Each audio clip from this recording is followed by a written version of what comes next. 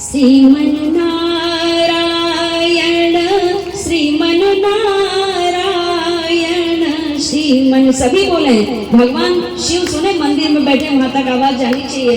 इसीलिए भगवान शिव को प्रसन्न करने के लिए हम एक बार श्रीमन्नारायण नाम संकीर्तन अवश्य करें, ताकि भगवान शिव तक हमारी संपूर्ण पूजन और प्रार्थना स्वीकार हो।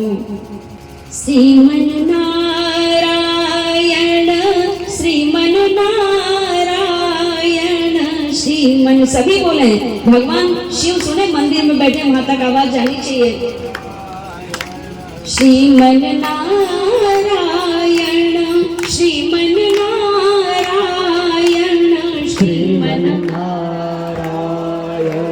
श्रीमन्नारायण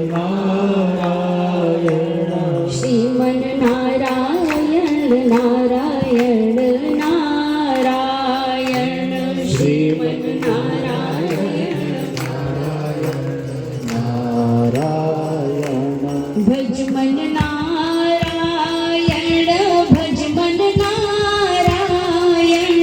भजमन नारायण भजमन नारायण भजमन नारायण नारायण नारायण भजमन नारायण नारायण नारायण माता नारायण पिता नारायण माता पिता नारायण माता नारायण पिता नारायण माता नारायण पिता नारायण सद्गुरु नारायण नारायण नारायण सद्गुरु नारायण नारायण नारायण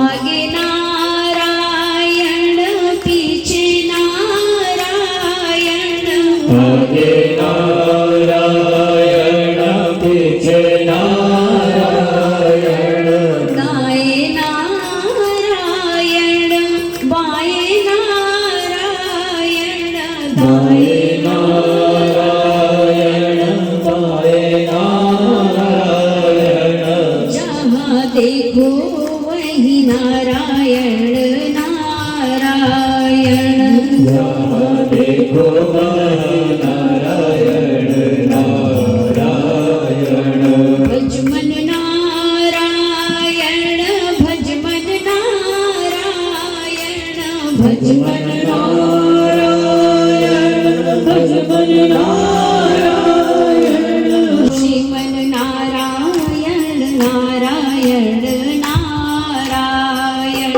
श्रीमन्नारायण नारायण नारायण नीचे नारायण ऊपर नारायण नीचे नारायण ऊपर नारायण नीचे नारायण ऊपर नारायण नीचे नारायण ऊपर नारायण जहाँ देखो वही नारायण नारायण जहाँ देखो वही नारायण नारायण।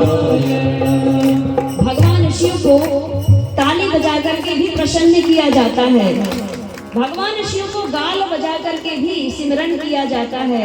भगवान शिव के समक्ष बैठ करके शंखनाद करके घंटा वादन करके भी भगवान शिव को प्रसन्न किया जाता है।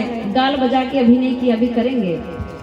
और भगवान शिव के समक्ष बैठ करके या शक्ति के समक्ष बैठ करके जब उनका नाम कीर्तन आप करते हैं तो ऐसे ऐसे ताली नहीं बजाना चाहिए, दोनों गदेली मिलनी चाहिए, ये दोनों और ये पूरे पंजे। इससे ऐसी ताली बजेगी तो भगवान शिव सुनेंगे, ऐसे ऐसे नहीं सुनते हैं। इसीलिए ताली ऐसी बजाएं। और आज तो प्रथम दिवस पार्थिव शिवलिंग का, मात्र शक्तियां सिर में पल्लू रखकर ही, सिर में कपड़ा रखकर ही पूजन में बैठे। पुरुष वर्ग जितने भी हैं कुछ के सिर में टोपी है, किसी के सिर में नहीं है, तो गमछा भी रख सकते हैं। खुले सिर में पूजन में नहीं बैठना चाहिए। अगर हमारे पास गमछा नहीं है, रुमाल आदि नहीं है, तो ये कच्चा सूत होता है, ये कच्चा सूत को थोड़ा सा तोड़ करके और ऐसा सिर पे रख लेना चाहिए, ऐसा, तब ही पूजन करें। हमारे सनातन परंपरा में खुले सिर पूजन करने का विधान है ही नहीं है। धोती रख लेते हैं पंडित जी लोग, है ना, तो हमें भी कम से कम गमछा नहीं है तो ये धागा कम से कम बारीक रख लो। अगर दिखता है, शर्म आती है तो इतना थोड़ा सा खरे वचन है अटपटवाणी संत की झटपट लखे न कोय, और जो कोई झटपट लखे तो चटपट दर्शन होय। इसीलिए सिर में कुछ धागा अवश्य रख लें पुत्रों, और मात्र शक्ति या सिर में पल्लू रखकर ही पूजन करें। यह हमारे शास्त्र की मर्यादा भी है। हमारे पहले बुजुर्ग तो आपसे पिछली वाली पीढ़ी में टोपी लगाते थे। क्यों लगाते थे? शौक थोड़ी लगा उनको टोपी लगाने का। टोपी लगाने का विधान है, नहीं तो टोपी नहीं है तो कपड़ा रख लो, वो भी नहीं है तो धागा रख लो, लेकिन रखो, सूत का होना चाहिए। और जब हम पूजन के बाद भगवान की वंदना करते हैं तो ताली पूरी बजना चाहिए। श्रीमन नारायण श्रीमन नारायण श्रीमन नारायण श्रीमन नारायण भजमन नारायण नारायण नारायण भजमन नारायण नारायण। सच्ची में नारायण आपने देखा? माता नारायण पिता नारायण, माता नारायण पिता नारायण। आपकी माँ जो है वो शक्ति स्वरूप है, वे भी नारायण का ही स्वरूप है। नारायण कभी नारी बन जाते हैं, कभी नर बन जाते हैं, उनको अर्धनारीश्वर भी कहा जाता है। इसीलिए माता